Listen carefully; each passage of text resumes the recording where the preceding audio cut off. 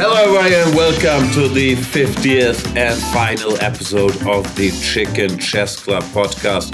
My name is Jan Gustafsson. I am delighted to be joined not just by the usual crew, but by a very special guest, although he's also called Peter, so that makes him a little less special here. Peter Svidler, welcome to the show, the great show. How are you? It is a great show, and I'm very happy to be part of it. All right, that was Peter. This is great podcasting already. Laurent, how are you? I'm good. I'm glad to welcome Peter as well. It's nice to have some two FIDE segments today, so we will enjoy that. It's nice we will talk about chess with the other Peter while another one is doing the FIDE stuff. So yeah, it's nice to have different Peters. Absolutely. So we do have the World Championship match running. We're recording this after Game 7. Spoiler alert, Game 7 was a bit weird. Shall we just start there? I think the 17 Chicken Chess Club listeners know what happened. And if they're getting spoiled, we live with it. Ding. What's wrong with Ding? He has 5 minutes. He spends 4.5 of these minutes staring at the position, makes a terrible move, makes an even more terrible move and loses. What's going on there, Mr. Ding? I'm very disappointed by Ding. It seems to be every time he's recovering, but then again, another. It's difficult to explain what happened. I just froze. I think it was just as far I was watching the press conferences. He just misunderstood the position. He thought he was worse or something. He didn't understand that after some random move like King G7, he was still doing well. While Nepo seemed to understand it better. So I think this freezing came also, of course, it's about nerves. But also some misunderstanding of the position, which is completely safe for Black, and he thought he had to do something concrete. So, tough situation for Ding's fan, as myself. I don't know what you guys think, but I found it sad. I'm not even sure how much I'm rooting for Ding, but somehow you can't help but like the guy, and he's such a great player. He really doesn't need sympathy, but you always feel like, come on, Ding, pick it up, get it together. I mean, it's hard not to empathize with his struggles, but yeah, I'm not sure how much of it was chess related and how much of it nerves related. I sometimes have the feeling, but I could be way off, that he also likes material a bit more than we think, because I could have this bias that I count. I have a bishop and a pawn, and he has a rook, so that's 5 versus 4, so I have to do something. But I should be too strong in that position to be too affected by it, no? Yeah, if that's the case, that actually is quite surprising to me and honestly quite remarkable, because, it just doesn't look like you're in any kind of trouble. The question has to be if you're better or not, and you're not sure, because yes, it's only one pawn for the exchange, and white did manage to stabilize to a degree. H2 is no longer hanging and so on. But if he legitimately thought H4 was a way to, I don't know, equalize by force or something, that is, a bit surprising from a player of his strength. And because our feeling was that this is just basically purely nerves. Yeah, but actually, what he said in the press conference, I will just quote him. He said that after white is threatening rook f1, which could be true, and then you just want to double on the f line. And he said that if he doesn't do anything, which is true, I mean, you will lose something along the f file. But of course, you have many ways, I guess, rook d2 or something, whatever, to stop that. So I guess he just misunderstood a bit nerves as well. Probably a mix of everything. Even if you slightly misunderstand the position, it's probably not ideal to spend 4.5 of your 5 minutes on whatever move you're going to make. But we're getting way ahead of ourselves, and I can see Peter Heine is disappointed because I haven't asked him about his life, his day, his golf, his journey to self-improvement.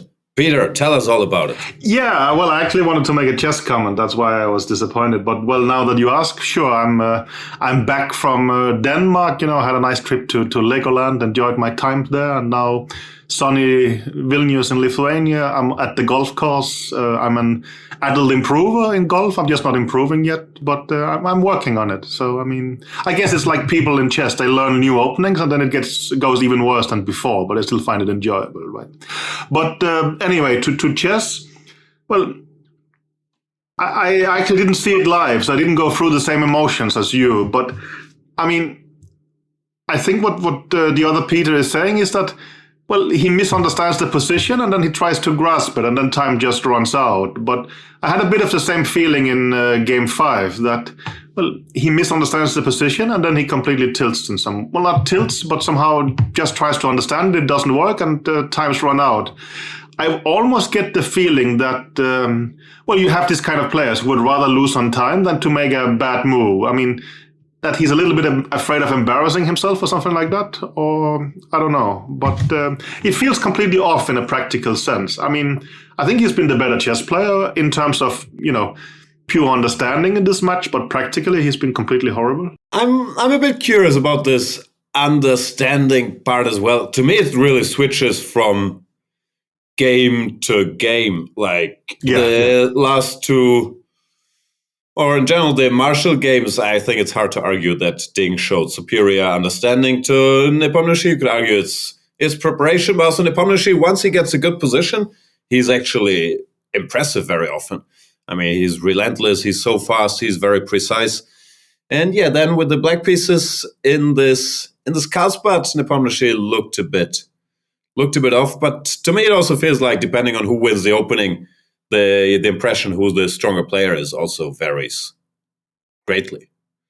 Yeah, and honestly, some of the things we are watching have made me wonder all over again, because I've been doing commentary with a variety of guests now, and I think among the people I've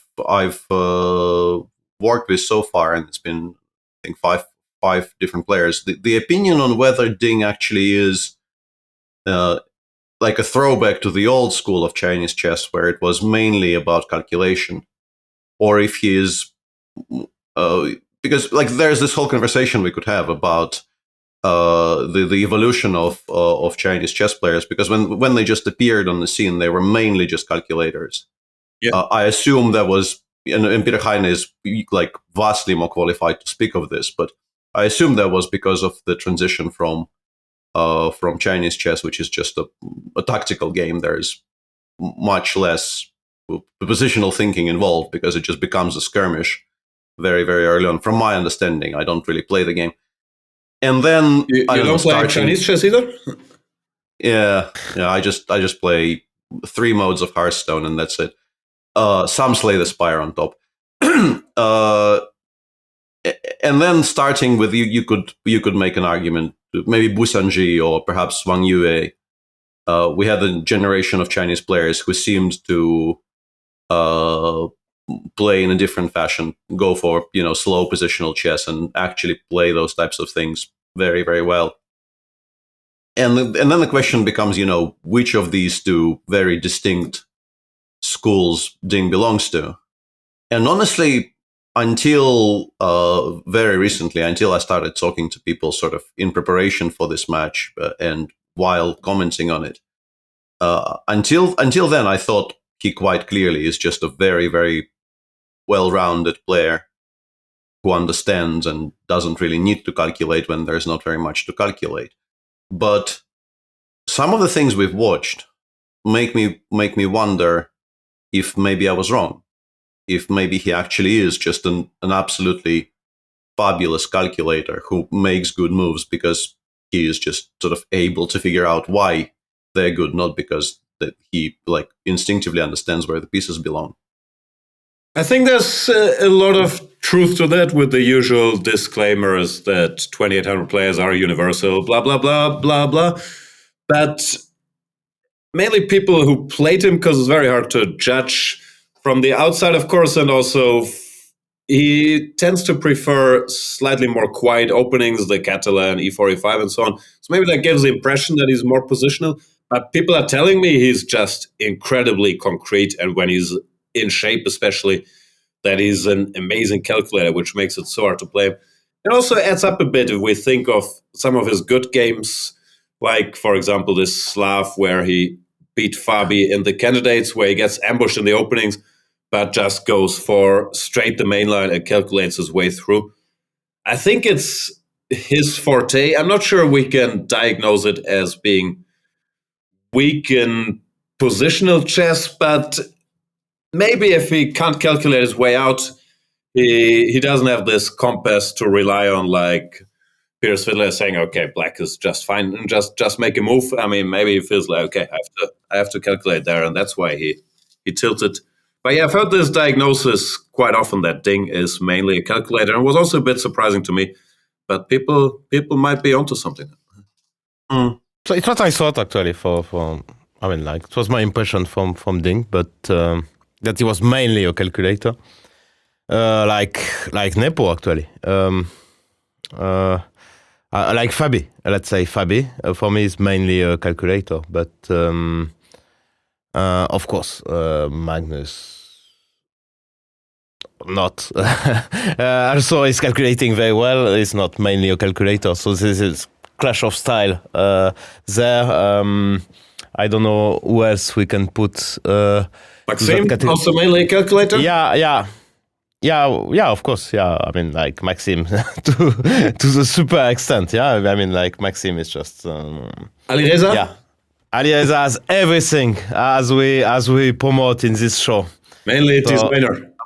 When is the fashion line coming out? My kids are already very interested. They are planning to be the early adopters of whatever it is that he puts I out. don't have any inside information, so you will have to wait for the new announcement. Should Alireza be listening? We are very interested in the deal if he wants to promote things. Yeah, and he knows this is the place to come. With this line of colorful sneakers. But basically, how you describe the Chinese chess school, that's how I always saw the French chess school, right? I mean, where you say Maxime, but also Nataf, stuff like this. I think, well, people who just calculate and attack, but somehow, I don't want to use any derogatory words. But, well, isn't that what we used to call the French school of chess? Did you already say the word French? Yeah, fair, good one. Yeah.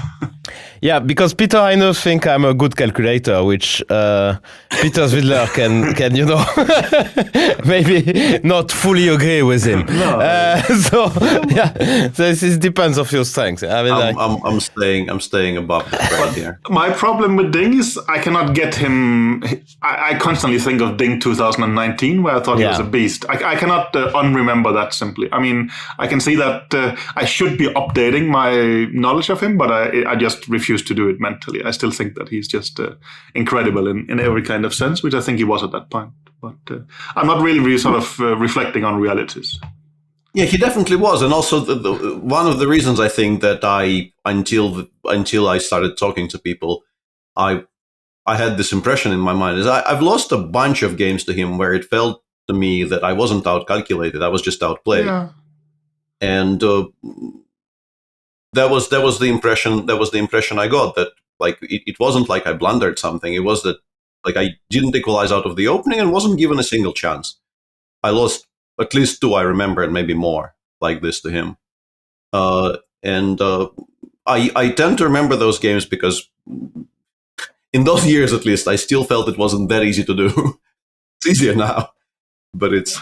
But I get the point. Why is he incapable of playing King G7 and push the clock? I mean, I don't know. I mean, we don't have the board up, but like if the argument is Rook F1, Rook CF4 is a threat, we will play Bishop G5 when the first piece comes. We go Bishop G5, and we actually maybe start hinting at F5, E5, E4, and then we win if it happens. So yeah, I don't know. It's mystifying. So big picture, Jan Nepomniachtchi up 4-3 after 7 games. We've had 4 decisive games in a row in a World Championship match. 4 wide victories. When's the last time that happened? I saw something, but I was, of course, too lazy to verify it, like Botvinnik Tal or something.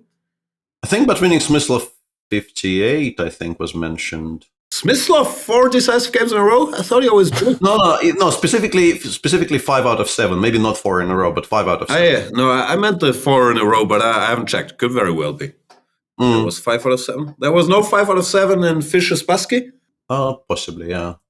We don't really know chess history, but we can speculate it on the podcast. But, well, for me, a bigger question, do you actually like it? I mean, I don't want all games drawn, but I don't want that many decisive games, actually. For me, the action is the juice. You could have the separate debate if the quality is as high as we would want it to be. But I think it's a tremendous show where you never know what's going to happen the next day. There's epic meltdowns, there's mistakes, there's great calculation. So I'm a fan.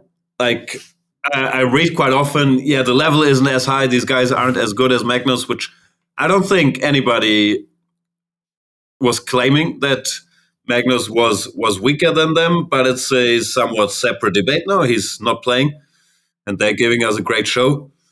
You could argue if their preparation was ideal, especially in Ding's case, both chess-wise and mentally, but I'm having a great time. I find it hard to judge because I was, let's call it, working on the other matches, so I wasn't a commentator / spectator. But Laurent, are we not entertained? No, it's a good show, but in a way, I mean, let's face it, we didn't see a single interesting position after move 40, for instance. I mean, like, someone is better around move 20, and then the other one just collapse.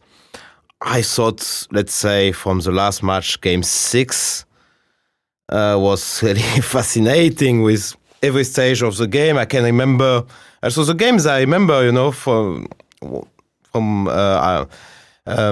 let's say Caruana, Maxime Vachier-Lagrave in the candidates, I thought it was a fantastic game with this end game. Technically, it's not a World Championship match, but French player. Yeah, I understand, but the game you will remember. Which game you will remember from that match? Ding freezing. Yeah, that's remarkable. But I mean, in a way, I would like them to defend a bit better. I mean, to be honest, I thought it would be an even better show, because they are both great fighting players. And if you would have a bit more defense, let's say you could have some interesting position after move 40, some excitement, some long games. So in a way, I'm disappointed. I'm entertained, as you, because the time travels are always very exciting. We don't know what will happen. It's completely unpredictable, that's for sure. But also, I mean, I feel other than White winning every game, you never know what's going to happen. Yeah, I don't think it will. I don't know. Oh, no, I don't make any guesses now anymore. Just. I think martingale from here is quite profitable. Yeah. I do feel this is the time to martingale. If you want a martingale, now is the time. Yeah, that's true. Could you explain for 10 minutes what martingaling is? No. So I don't know, but I'm a bit disappointed by the level of defense. I think with both player style, we could have an even better show. But yeah, okay. If you're entertained, Jan, I'm glad to see that, because it doesn't happen very often. So that's good. Not on here. So Peter was commentating, and actually was commentating on many different matches. I don't know what's your take on that. Yeah, it's odd. I agree with, like, we like genuinely did not have a single game meaningfully last past move 40, apart maybe from game 1, weirdly, right, which wasn't decided by move 40. Everything else we had either finish in the first time trouble, or we kind of knew the answer by move 40. We were just kind of going through the motions afterwards. It's unusual, and yeah, I mean, the point about them weirdly not being able to defend anything is absolutely valid. I think game 7 is maybe the first game where I think if you had to name who was defending in that game, it was probably white for a larger portion of the game, I guess. Yeah, because Ding had to weather the initial storm between, I don't know, moves in 15 and 20. And then once he gives up the exchange on f4, he is clearly the side pushing. And Jan didn't collapse. Jan found a number of moves, which, I mean, Machine probably plays it even better, but Jan did manage to stabilize and not just lose the moment he became slightly worse. But until then, yeah, you like the side with the chance immediately scores, which is very unusual. Actually, I should praise Nepo because after the game in the press conference, he mentioned everything. I mean, like he did a Magnus. Magnus would tell you exactly in the press conference exactly what happened. Objectively speaking, in the game. And actually, he did that. Like he understood he was slightly worse. Black has no risk. He was trying to find something, a way to get out of this. But he couldn't, and then when Ding played h4, he just snapped and thought it was a 3 games result by that point. So he was clearly into it, and that was actually very impressive because, as far as I know him, he tends to be a little bit optimistic, but that time around he was very, very objective during the game. Yeah, I think that Game 7 might have been the first on and off struggle, in a sense, indeed. But I don't understand why you guys are complaining. Oh no, there's not much action after move 40. Like, how many hours of chess a day do you need? 4 hours? Drama in the 4th hour? We're done? I mean, please play 3 more hours, guys. I need 7 hours of chess. You can be against classical chess because it's too long, but I don't think the solution is to just make the game shorter by moves. I think they're doing a great job keeping it.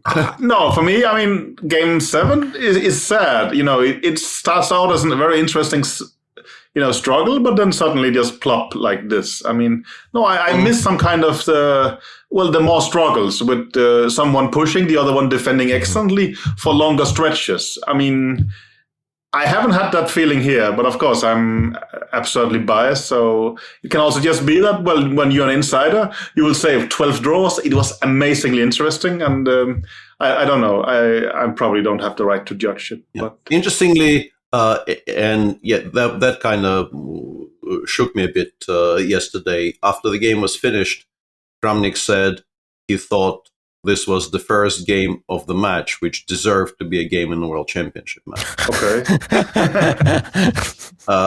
Like he at some point he went on a huge detour about Game 4, and his major point was, yes, we know Yang didn't play it particularly well, but he also thought Ding played it horribly. Which one was Game 4? Remind us. English. Rook takes d4, knight b3. Yeah. So, yeah, Vladdy is not horribly impressed with what he's watching so far, as is sort of his trademark by this point. But I was quite surprised he was as vehement as he was, that the standard is just not great. How does Vladimir Kramnik find the time to be Nepomniachtchi's head coach, partake in side events in Astana, play the Armageddon in Berlin, and do commentary during the games? That's an impressive workload. Yes, he is. Has he actually confirmed he is the head coach? No, I was also a bit puzzled if Jan is just fishing for info. I mean, it's not. Yeah, I chose not to ask. I thought, because it appears to be a possibility, I think generally like if he wants to confirm it, he will confirm it. But I don't think it's my place to start asking those questions. The most reliable source is my Twitter, but I didn't think Jan was following that, so I'm a bit confused here. No, I still got you muted, but no, I don't have any inside information. I know that Kramnik had issues with his laptop while in Berlin, as did I, as we know, and he had to play a bunch of tournaments from his telephone or from a local shisha bar. So that would be bad news if he was indeed the head coach and didn't have a functioning laptop. No, but it's a new. I've just heard rumors. How serious are you about the shisha bar? Very serious. I've seen pictures. Because like this is proliferating. I'm very alarmed by this development, because I've I've actually worked with people who swear by, the whole chess and shisha bars concept, but I didn't think Kramnik was an early adopter. I'm not sure it was his idea. It becomes suspicious if someone is trying to steal Gusti's computer and Kramnik's computer at the same time, right? Then I was suspecting Vladdy because I heard the day before Kramnik doesn't have a laptop, and then someone takes mine with all my excellent notes from the hotel room. I mean, he was number one on the list, but Peter, I know is a main suspect, yeah? Well, I'm saying that you can get all Magnus World Championship prep, all Giri's prep, and Nepomniachtchi's upcoming World Championship prep just in one, clean break there, right? It's actually in one fell swoop. Yeah, it's pretty good. I mean, yeah, that's solid return on investment right there. No, but let's not. Also, Alireza's candidates prep. But let's not overestimate the job of head coach. I mean, it used to be for Peter Heiner. No, I think we should overestimate it. I mean, watch a soccer game, Premier League with Magnus. For Richie, it's it's listening to music with Ding. So, I mean, maybe for Kramnik, it's just forget the part where you have to wait a lot in parking lots, Laurent. Give the head coach some credit. No, my main job is that he doesn't have to listen to you. He has to get your chess output, but I have to filter out all the noise. He's missing the best then. Speaking of filtering out, what mic are you using? No. I mean, that's how it is. I think even at some point Gary called in Sochi, and I said no, sorry. Yeah, with Magnus, it's also been established at this point that if he also manages to filter out you, not just us, but if he also, then things are really starting to. Yeah, I'm aware of this problem, but if he hasn't figured it out himself yet. Anyway, I think we took a bad turn, but. Nah, I kind of like it. Let's keep going. Laurent, did you enjoy the Botes live stream with Carlsen in sunglasses playing Title Tuesday last night? Yeah, that was a bit weird because I did watch a bit. I saw some tweets that Magnus was live on Botes channel, so I went there to see. They were all with sunglasses. Magnus playing Title Tuesday. Not talking at all. That was a bit weird, but still, music. People were dancing around him. At some point he said, that's what I quit the effing World Championship match for? No, but still, he had some he was playing fast, he had some bad positions, but then he was defending much better than Nepo or Ding. That was my impression in 3+1. My ears perked up because I thought we were finally going to discuss the 7 deuce off, but that's a different Botes. Yeah. No, so I don't know what Magnus is doing playing poker. Okay, enjoying life a bit. Why not?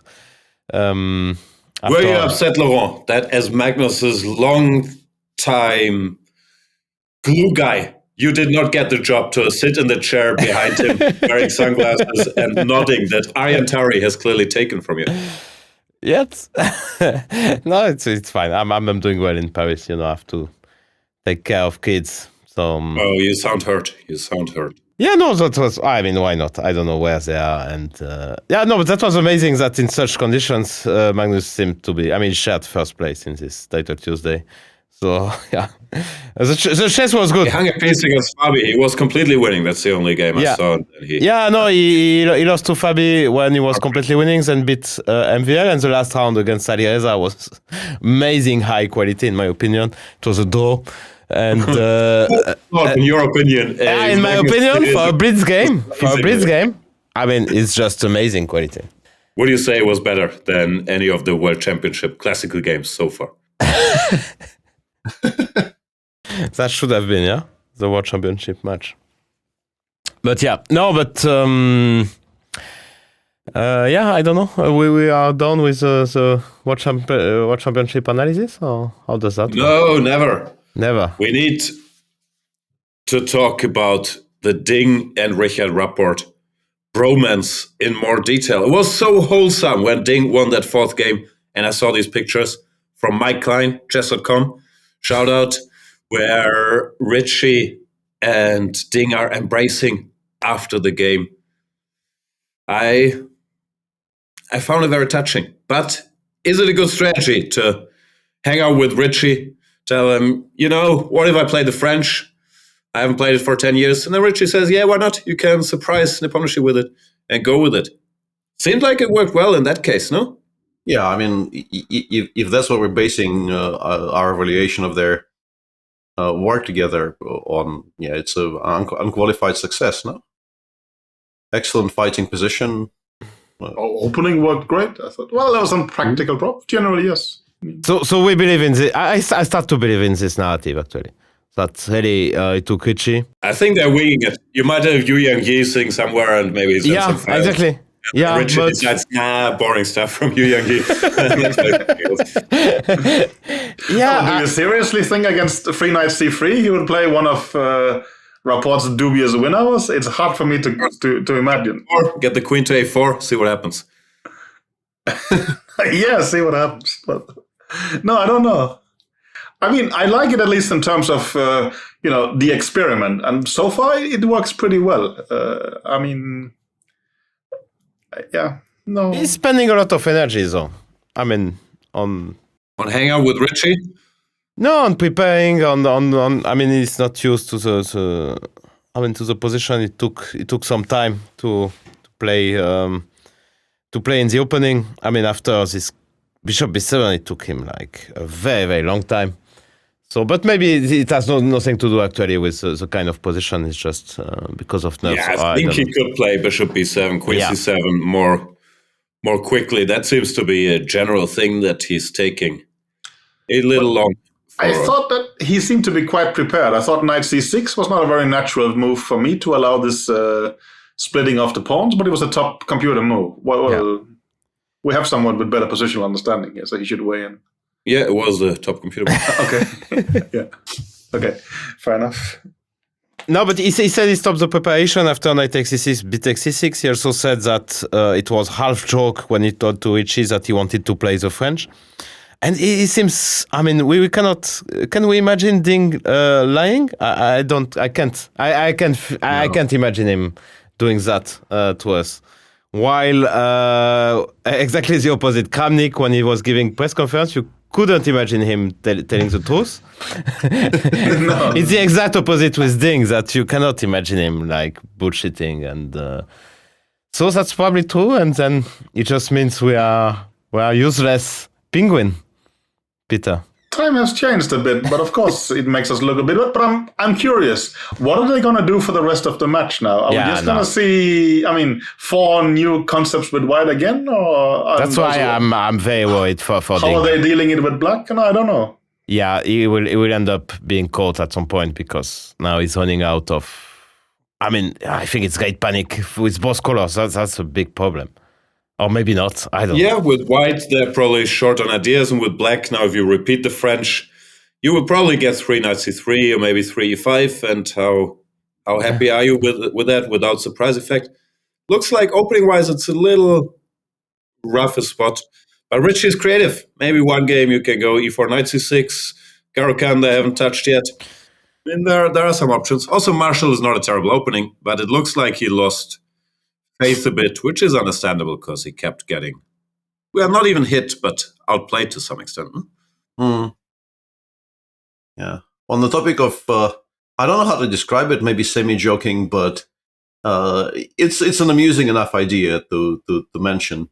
We were commenting on Game 6 with Sasha Grishuk, and at some point he paused, like gazed inward, and said, I solved it. I said, solved what? He said, I figured out who the Ding team is. Okay. He said, I've had these exact types of London on the black side against both Kamsky and Artemiev. Probably not Kamsky, but I think Artemiev probably is in charge here. So Ding just thought, who are the biggest opening specialists in top chess we could think of? Rapport, Artemiev, Kamsky. Let's go.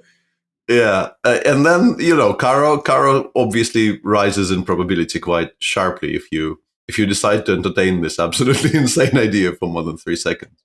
I like the thought. I can't quite get there, but it would be fun.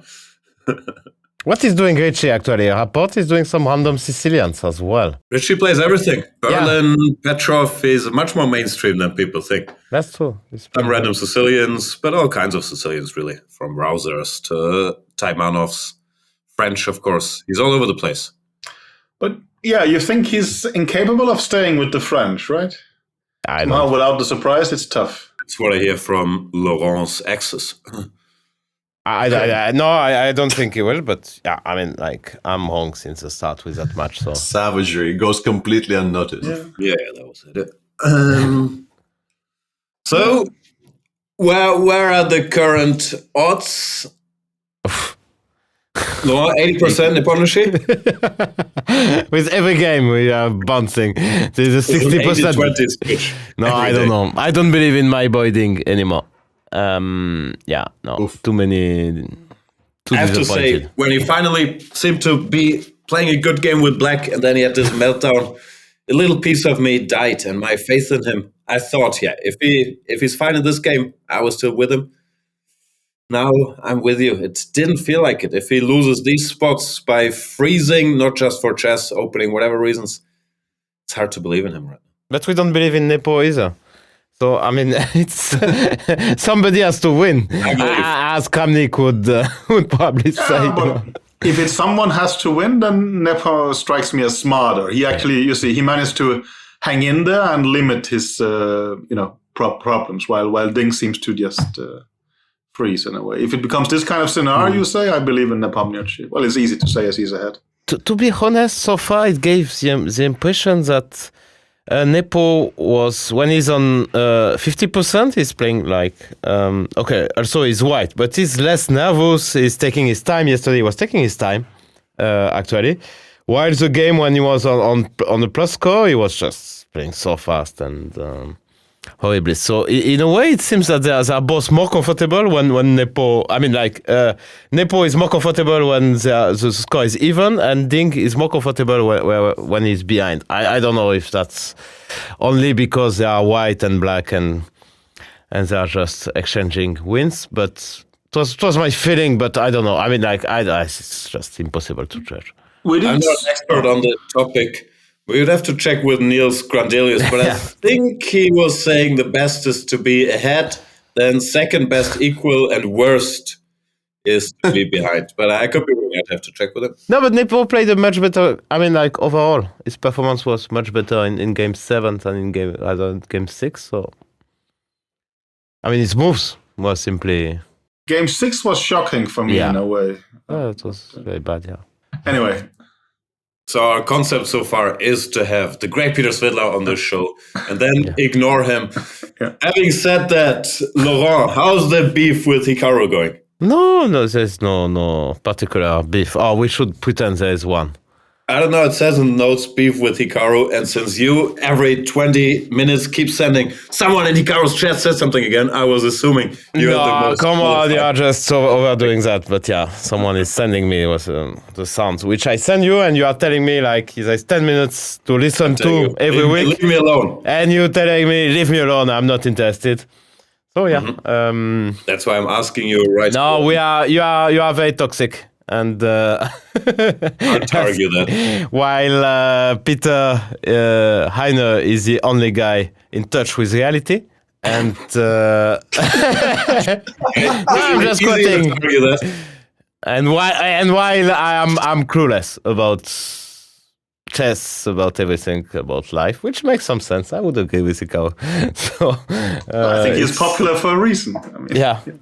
Peter, we should have your opinion on. No, I don't have a beef with Hikaru. I mean, I'm just feeling a lot of love, to be honest. I mean, he's even reading up aloud some of my tweets and laughing. Yeah, that's amazing. Great. I know. I'm very puzzled, but very happy. But it's true that my sort of feelings towards Naka has evolved over time from seeing him as the pure evil to actually being somewhat of a fan. Right? So no. I mean, for me, it's just great, but I guess the two of you have something to answer for.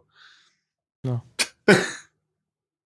No, we need Peter Svidler to be an impartial judge. Well, I don't have any sort of recent input. I think my BFF status may have been downgraded a little bit. in Hikaru World. And apart from that, I don't really. I haven't. Has he played in Riga? I don't think he has, right? So I haven't seen him in years and years, and that's how that's also not true. I've seen him. Yeah, I come to St. Louis occasionally, so that's not true. Yeah. Nice. Yeah. I'm floundering here, yeah, and obviously just flat out lying, as is to be expected. Good subject, I think. Yeah, but no. But also, what is it that he basically thinks that you are dissing him for? Not you, Peter, but the two others, for lack of chess skills, or what is it? No, because Jan was claiming that he has a team working for him, or at least some people doing his opening work. And I was saying that he was not. I compared him to players like Gelfand. He was not happy about that. Okay. Well, but in general, I said that he was not a world champion caliber in my eyes. I mean, which again, I mean, Magnus played 5 matches, Kasparov 7, Anand 5, 6, I don't know, 5 probably. Karpov, I don't know how many, 7, 8. So I don't know. Yeah, it didn't seem shocking to me, but yeah. I'm very impressed by, as always. I mean, how do you explain? I would like to have the opinion of the other Peter. I mean, how do you see his? I mean, his chess is getting better while he's streaming all the time. Do you have any logical explanation on that? Or? Nope. It's extremely weird, but also like it's observable truth. Yeah. So very, very difficult to argue against it. Like, I think many people's assumption was that, I mean, he obviously staying in touch with the game. So, and he, was at one point a very, very obvious, I don't know, top 5, top 3 player, whatever you want to call it. And like, it never entirely goes away. But when your main diet is, playing bullet against viewers, I mean, I'm exaggerating a little bit here, but still, like it shouldn't be very conducive to then returning and crushing. But when he returns and crushes, you just have to accept it. Like it's what it is. And I guess sort of the underlying strength was enough, and that also probably proves that staying in touch with the game, whichever way you want to do it, actually does keep you in fighting shape a lot more than we assumed. As for him having people fine tune his openings for him, if he has a team there, I mean, good for him. I don't see a problem there. Why wouldn't he? I don't know. I can't recall what I claimed. Pushmate was working with him during the candidates. I thought that was all I said, and I thought that was public info. But we might have to revisit the tape. As for staying in touch with the game in some way and keeping you in fighting shape, I don't know. I can speak for myself. Yeah. Peter Svidler, how's it working for you? Not great, but I mean, I can find a bunch of reasons, ranging, how self-disparaging do you want me to get?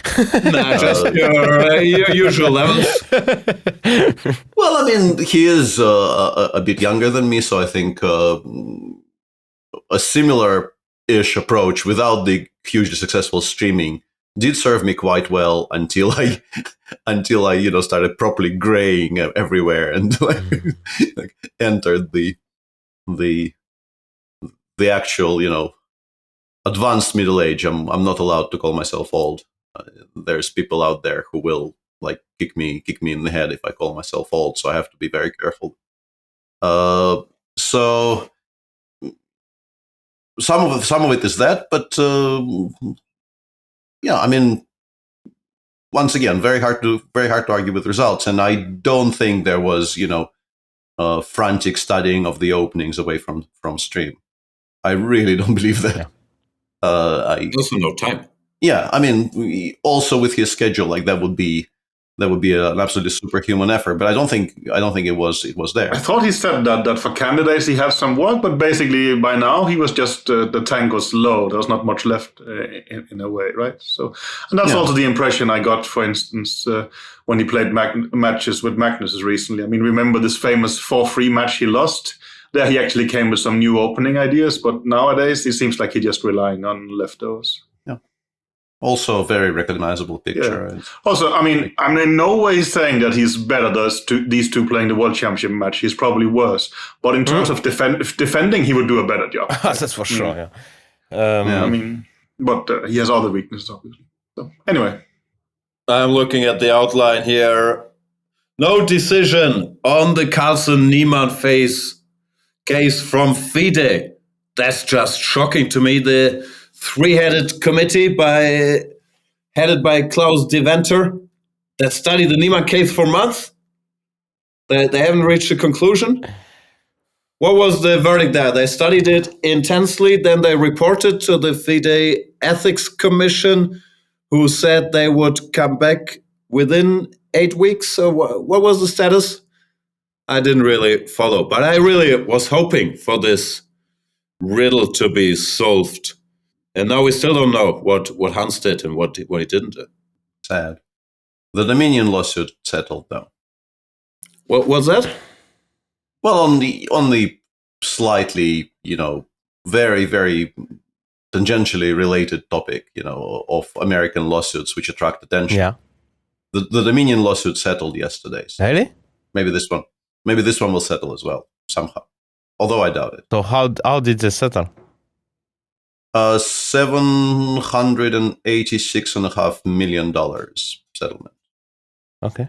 In favor of Dominion, obviously. I don't know what we're talking about. Linear Dominion? So yeah, thereabouts. Yeah. Something like that.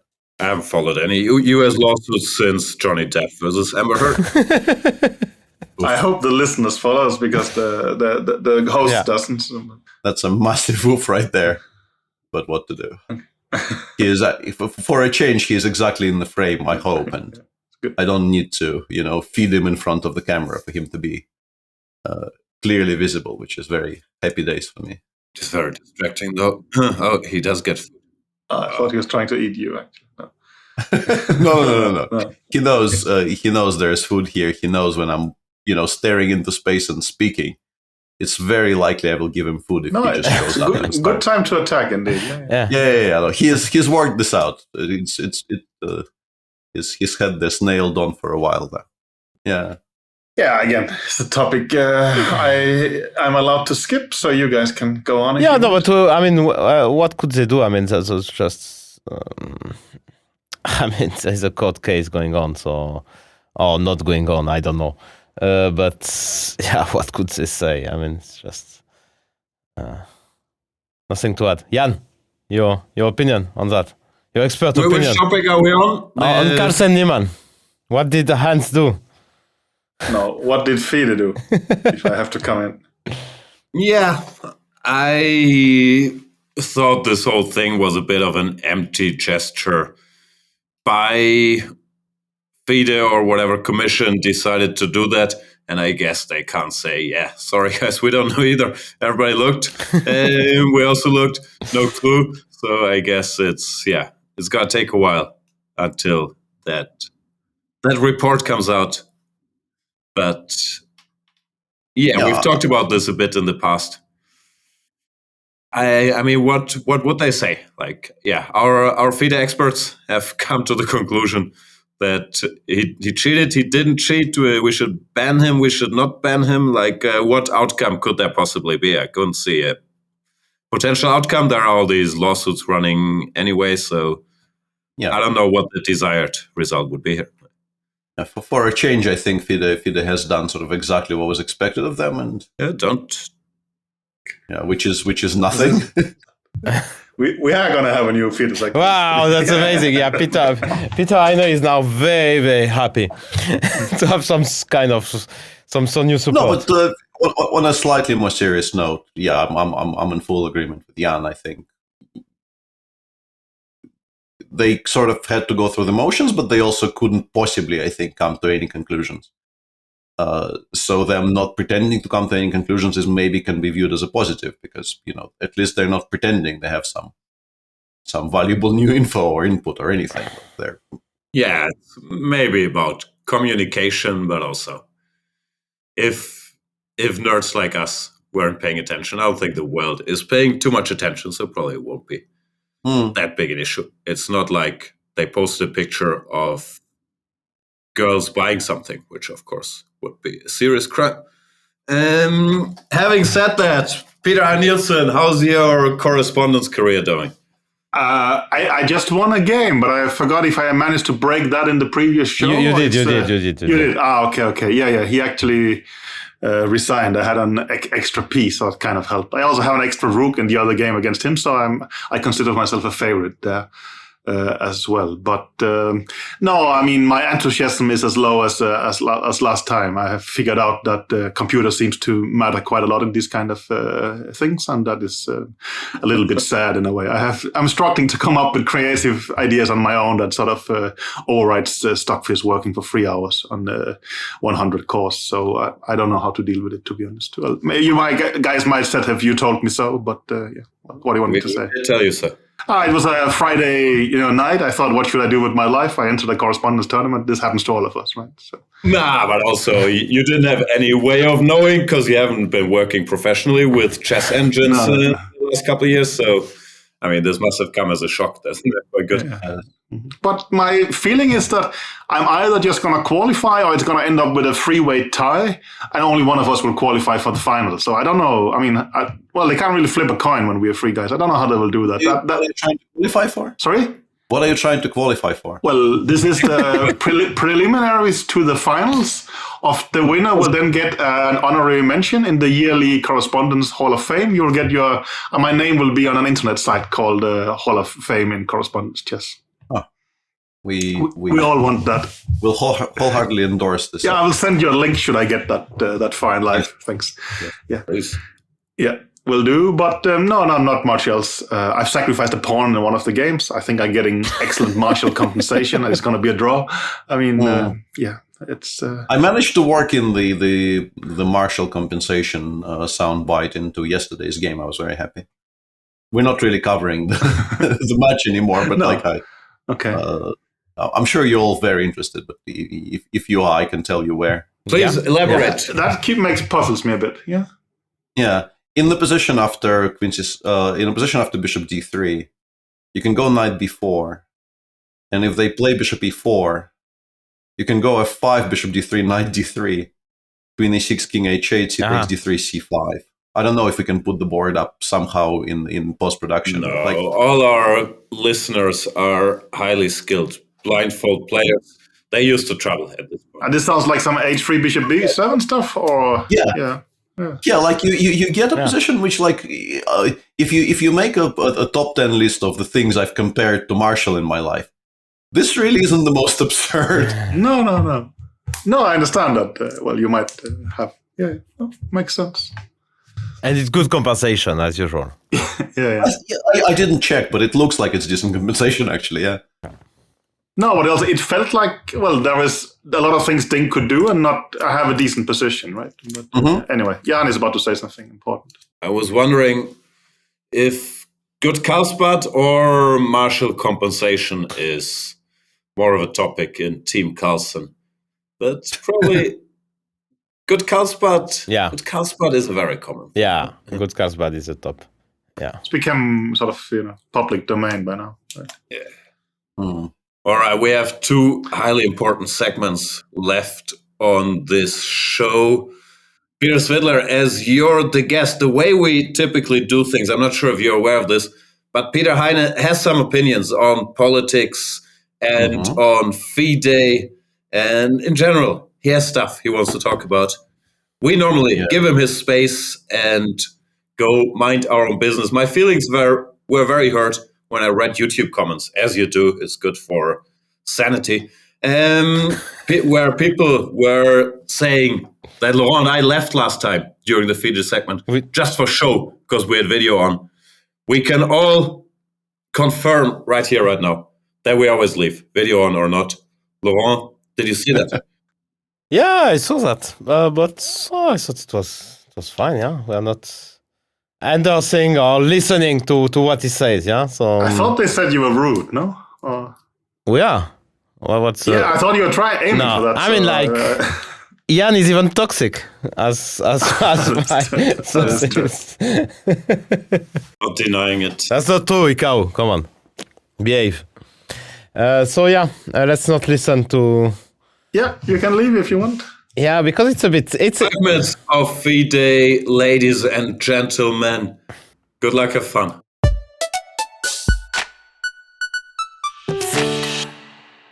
Thanks a lot.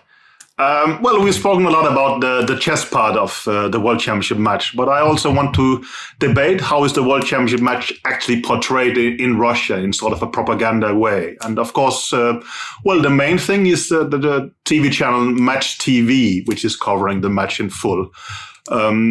Well, Match TV is generally seen, at least to some extent, as part of the general Kremlin propaganda machine. It's founded by Putin in 2015, and it's owned by Gazprom Media, which is sanctioned, for instance, both by the US and Canada, and obviously also by Ukraine.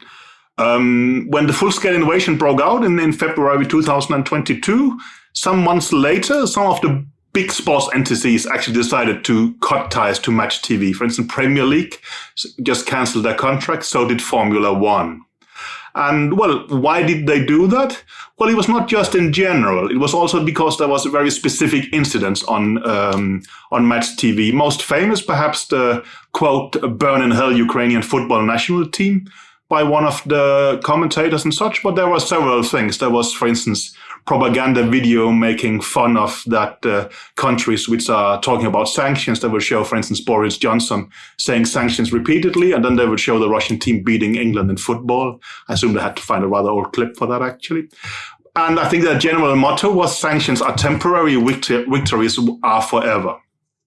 Well, my question is to FIDE is, well, why do we make a deal with this, deal with a company like Match TV? I mean, well, do we really need to be part of this? I mean, okay, the money can't be that good, or is it Dvorkovich actually pushed to do it? No, I generally don't see why we would do that. And also what bothers me is that no one from FIDE says, sure, we made the agreement. There's actually, well, again, I can go back to transparency, but I have no clue who in FIDE made the deal. I mean, no one from the boards, from the management boards or whatever sort of will take ownership of actually doing that. It's just obvious it happens and no one stops it. But I think very much is wrong. Not the only thing that's wrong. You also see the Chess Federation of Russia having fan zones all over the country. Well, you can say that's a lovely thing to have when you have a sort of a person from your country competing for the World Championship. Was it in Norway? I would be very happy. But in Russia, as it is right now, it always mixes up with politics. I mean, you, for instance, see that, of course, the prime replace this is happening is the Central Chess Club in Moscow, and you will see quite prominent people coming there. Well, Dvorkovich obviously was there, but also I think another day it was Shukov, the deputy leader of the Duma, a member of United Russia. I mean, he's sanctioned by basically everyone. I think if you look at Ukrainian sanction sites, you will say he hits bingo because all the countries are there. He comes there, I think, just the day before there's a massive missile strikes against Ukrainian civilians. Is a guy who's directly responsible for that. I don't really like guys like this sort of connects themselves with the World Chess Championship match. You can also say Strishanova was there the day after. She's a famous actress, but now she's having a TV show where she invites guests on, and it's sort of also sanctioned because it has a lot of propaganda in it. For instance, a show debating Nazi in Mariupol and something like this. She goes to this fan event. She talks about we have to beat the Chinese, we have to beat the world. I don't think the chess world needs that at all. I think we should say, no, don't do it like that. And, I think basically we shouldn't deliver pictures, or we should also tell the Chess Federation of Russia that, well, don't use these kind of things for propaganda. Another example would be that one of the fan zones is in Simferopol in Crimea. It's a very famous chess club. I think that's where Kayakin got his norms. He became the youngest grandmaster, and that's obviously, very well debated for cheating, as some has written about. But it becomes a fan zone event in occupied Crimea. It's sponsored by Norilsk Nickel. It's sponsored by Forosakro. I think that's wrong. as things are at the moment. If you look at the other chess clubs nearby, Kramatorsk, Kherson, they have both been hit by Russian shelling. FIDE should basically tell the Chess Federation of Russia, well, you cannot have events like this. I mean, this is not how we operate. And I think it's the FIDE's responsibility. I don't think it's the players or anything like this. This is the political leadership. And now I can hear that Plumbers is about to enter my apartment, so I'll probably stop here. Laurent, you're back, yeah? Yeah, I'm back, yeah. I don't know. What did I miss? I don't know, you're back. No, I'm saying that I'm having actually people entering my apartment to do some repair work. So I had to cut it short, but yeah. Shall we excuse you then and take the listener questions? No, that's okay. We'll see if I'm actually literally entering my room. So, all right, we have a bunch of questions to get through here. The first question is clearly for Peter Svidler. Considering your vast experience, I'm curious to know what you have recommended. What you have recommended as the best reply to 1e4 against Tal in a world title match, Peter. Oh no, that's just a dig on Peter Heine being old by Olympio Wurtzan. Say what again? Yeah. So we're playing a world championship match against Tal, and he goes e4, and we have to pick an opening. The closest I can come to the solution to this is like my general attitude lifetime to playing black against Shirov. And whenever I felt like I was in decent enough shape, and at some point I gave up and maybe stopped doing that, but for the first parts, I think, of my career, I felt very, very excited about getting a chance to play Sicilians against Shirov with black. Because it felt like, yes, I'm very likely to get mated, but also, sort of this is why I decided to play chess competitively, playing extremely interesting positions against people who do that very, very well. And I think against Tal, this would have been, multiplied tenfold or whatever, because, he is my, I have massive respect for Shirov as a chess player, but still, Tal is Tal. So I think very toxic, Peter. It just adds to reasons that it's a pity you didn't give a world championship match. That would have been very interesting. But I mean, there are definitely very valid reasons for why that didn't happen. So I'm at peace with it. But yeah, I think if I felt, and this is probably not the right approach, but for me, that would have been just so interesting to try. Just to try to meet somebody like Tal on their sort of home ground and see how I stack up, because it also feels like this is maybe the thing I do the best at chess. Like, it's not like I'm playing my worst part of the game against their best part of the game. It's also probably something that I'm as capable as anything in chess of doing. So that would have been extremely exciting. But in terms of what is rationally better, probably some kind of a more solid approach probably pays off better. But that's the first thing that comes to mind. Yeah, it's not really in the spirit of the Chicken Chess Club to potentially give up EV in order to play exciting games in the World Championship match. So play the Berlin against Tal. Let's see what he does. He has no clue. Yeah. He doesn't. No, I like Peter's approach. I mean, that's sort of, you want to find out who's the best chess player in the world. The problem is that you might find out, and it could be a bit it could be a bit painful.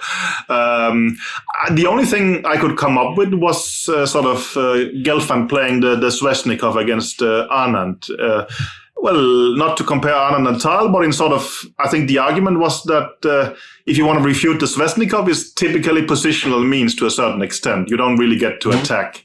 But, I mean, the problem is that we are mentioning Sveshnikov, we are mentioning Berlin. It becomes anachronism. They barely existed when Tal was playing, if I remember correctly, right? Yeah. So it's the hard. But, I mean, I like that Peter just wants to, why don't I challenge him in his well, we both are good. It would be very interesting, obviously. Yeah, I think I know how it would have ended up. You can argue maybe Botvinnik did that in the first game, right? He played some sharp French, and Tal went king d1, and it went wrong, right? And then...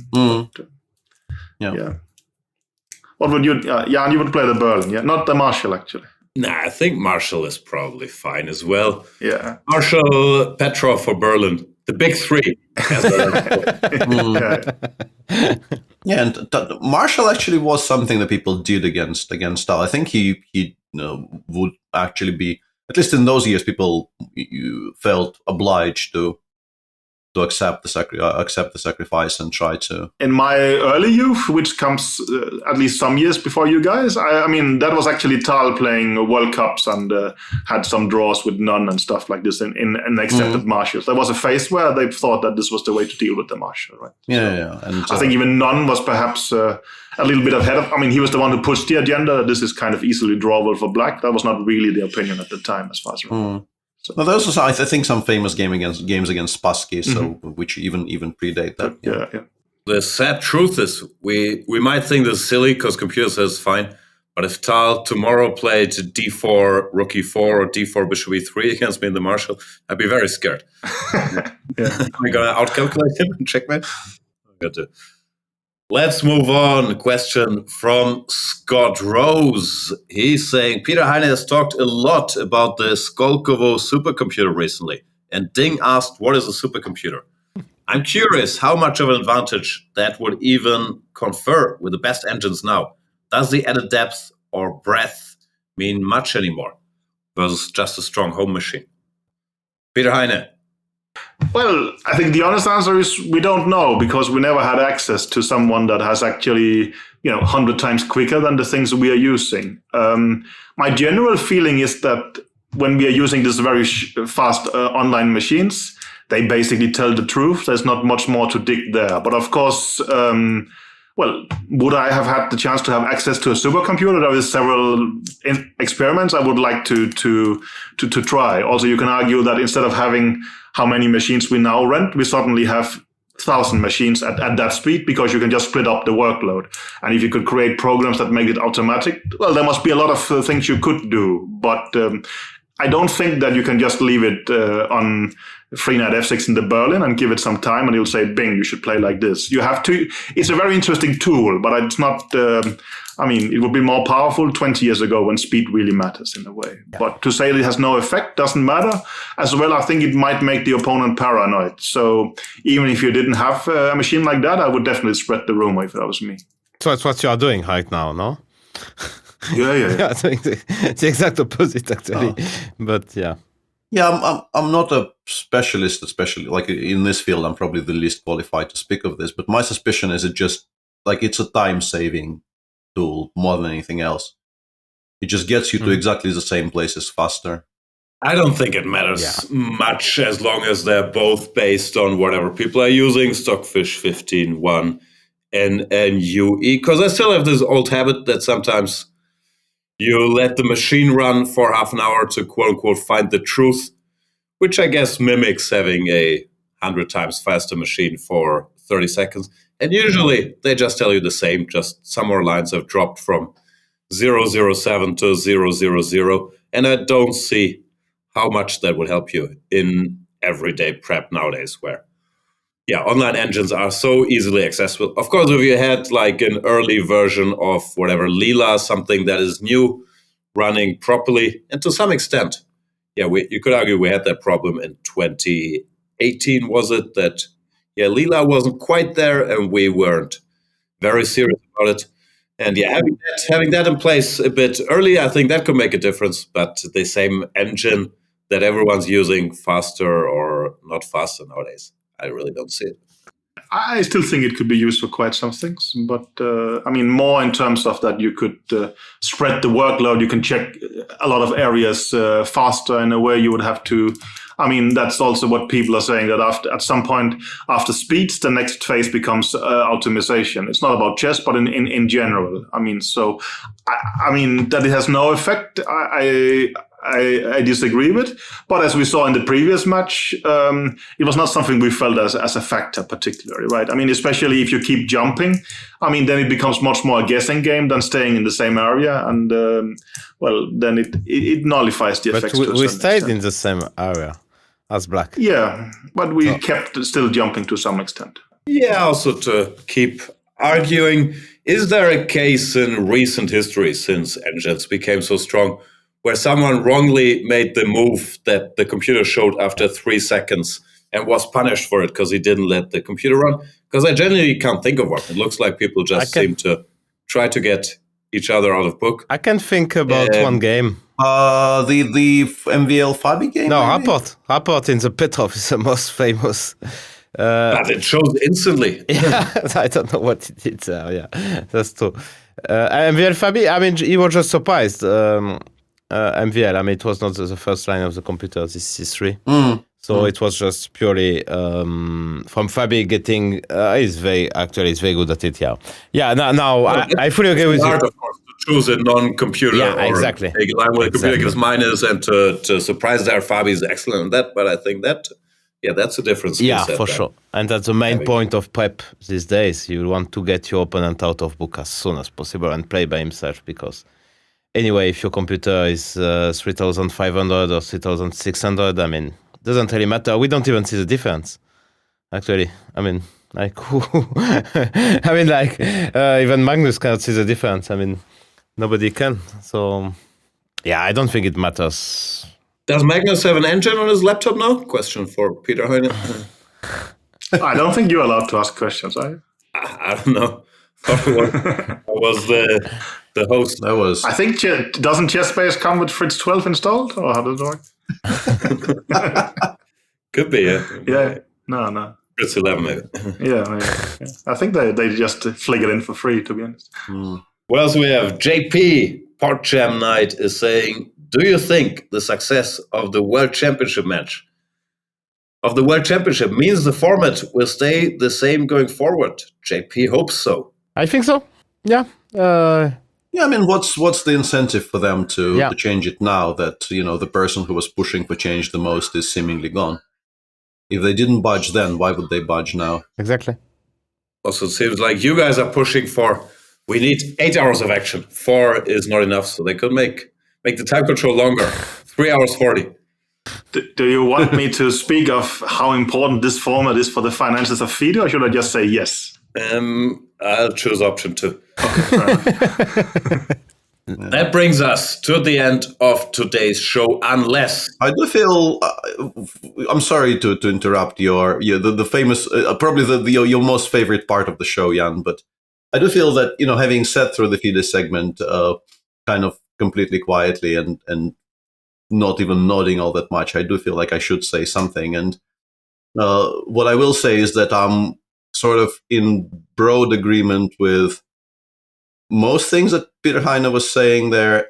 Some more than others, like the Match TV thing is puzzling, and I'm sort of very much not a fan. Don't particularly I don't think we need like a second installment of a FIDE segment in one show, but I did want to absolutely you're very. But I did want to say that we'll even stay for it. No. Just wanted to kind of voice my general agreement with many of the points raised. Yeah, disappointing, but I will savor this moment. Yeah. On that note, thank you so much, Peter Svidler, for joining. It's been a great honor to have you here. Other than that, apologies for the usual stuff, the content, the sound quality, the awkwardness. There's not been enough awkwardness, honestly. No. This was like the disappointing bit was that there hasn't really been a single awkward pause here. There was. Come on. Maybe we can edit some in. Just okay. Now Jan is trying to make one that's clever. Good comment. Thanks for listening, everybody.